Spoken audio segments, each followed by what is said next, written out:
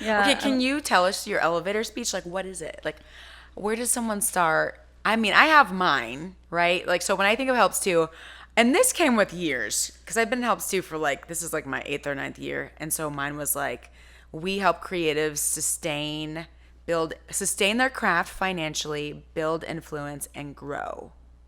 Boom. Because that's eventually what we decided we are going to do. That's going to be the main push. So, like, what's yours? Did you forget? I'm just kidding. Mine's not quite put to.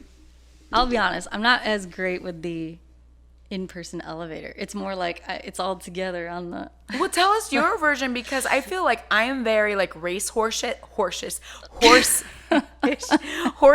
like horseradish. But no, but I'm very like boom, boom, boom to the point. That's just my personality. Yeah. Very city. I didn't realize how city I was until I moved here to Kansas City, which is a city as well. But I'm from like the San Francisco area. Mm-hmm. So I didn't realize how like business like I actually am. And I run a business, so that doesn't help either. Yeah. But I feel like, yeah, it helps me. Yeah. But not in moments like this when I'm trying to like teach others how to like, you know? Yeah.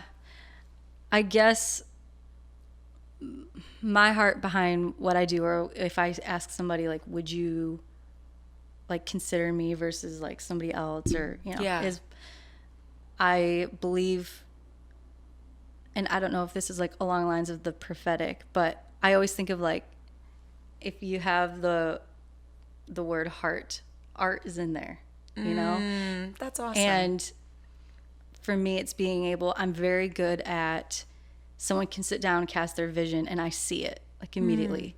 And like, I'll ask them like, what feeling are you trying to convey? What are you, like if someone's viewing your stuff, what are you wanting them, like why And should that's it? why we met. You asked me all those questions. I did. It was your idea to meet, huh? Wasn't it? I think so. I think so. Yeah. Yeah. So I don't know what it is. It's when someone's like vision casting with me, I immediately see it and I'm like, oh, I know how to communicate that and get it. And so, Wow.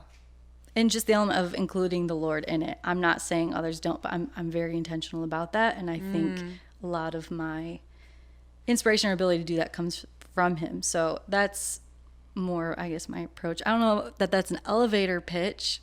I think that's beautiful because I think a lot of people struggle with their elevator pitches, which, I mean, some of us use them and some of us will never need to use these things. But I think we struggle because we don't know why we're unique. And that's what you said. And I think you understand, you grasp why you are unique as a human and an artist. And I think that's really special.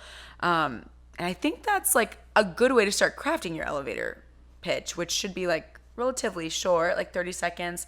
Like when you meet someone and they say, what do you do? Like, okay, like I would say, I do music and I run a marketing agency and I love teaching people how to reach people. It is so fun to me. Yeah. And that's really it. And if they want to ask me more questions, like, cool. But like, I think that is what separates me, like in the marketing world, from like the next person that does marketing. Like, I love growing with people and showing you how to reach people and making it simple. Yeah. And if you never need me again, that's great. That's like my objective. And musically, I love to connect people to love, to God, and like just really get to know them. And I think those are my elevator pitches, really. Like, I do this because boom, like, and this is what really separates me. And I think that comes with like experience too, like, and just having done it for so long, you do meet other artists or like other people in your industry and you see them and how they operate. And you're like, that's great, but that's just not me. Right. Like, and you're able to separate the two. And then you're like, there you go. You have an elevator pitch. Yeah. Yeah.